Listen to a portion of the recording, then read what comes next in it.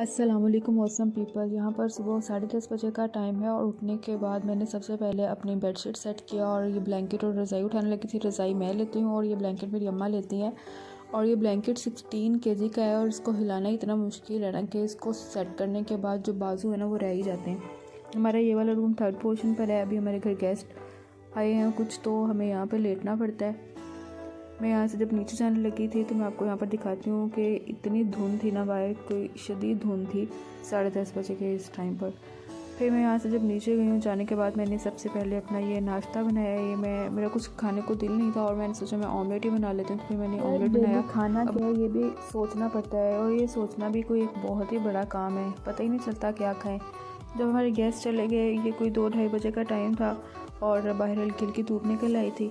अभी वो लोग गए हैं पहले वाले गेस्ट। उसके बाद जी मुझे एक और इन्फॉर्मेशन मिल गई कि और गेस्ट आने वाले हैं 2-3, उनके लिए भी खाना बनाना है। फिर उनके लिए खाना बनाया, फिर उनके लिए बर्तन वगैरह मैंने टेबल पर अरेंज किए थे, सैलड वगैरह काटा। जब खाना खा लिया तो उनके लिए चाय बनानी थी।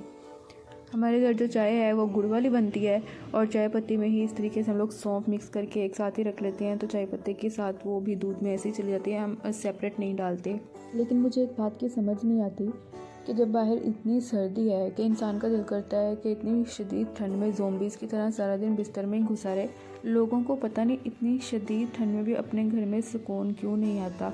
खुद भी बेसुकून होते हैं और जाकर दूसरों को भी इतनी सर्दी में बेसुकून करते हैं। मुझे लगता है ऐसे लोग ना सिर्फ चाय पीने के लिए ही जाते हैं दूसरों के घर पे। मतलब कहना तो नहीं चाहिए क्योंकि मेहमान अल्लाह की रहमत होती हैं, लेकिन इतनी ठंड में ये रहमत जहमत ही बन जाती है कि इनके आने पर पहले इनके लिए इतनी सर्दी में ये सारा कुछ अरेंज करो कि बिस्तर से निकलने का दिल ही नहीं कर रहा होता। इनके जाने के बाद वो जो बर्तन होते हैं वो घिसने पड़ते हैं। फिर मैं फ्रूट चाट बनाने लगी थी अपने लिए। ये सेब केला पड़ा हुआ था तो ये मोहतरमा रो रही थी, तो मैंने इनको अपने साथ यहाँ शेल्फ पर लेटा दिया और मुझे लगता है शेल्फ पर लेट कर बड़ी खुश थी। फिर चाट बनाने के बाद मैंने अपने लिए थोड़ी सी डाली। मैं बाहर आकर बैठ गई जब तक ये धूप के तो पीछे थोड़े से हल्के से बाकियात ही बचे थे। खैर आप लोग भी अपना ख्याल रखें। अल्लाह हाफिज़, बाय बाय, टाटा।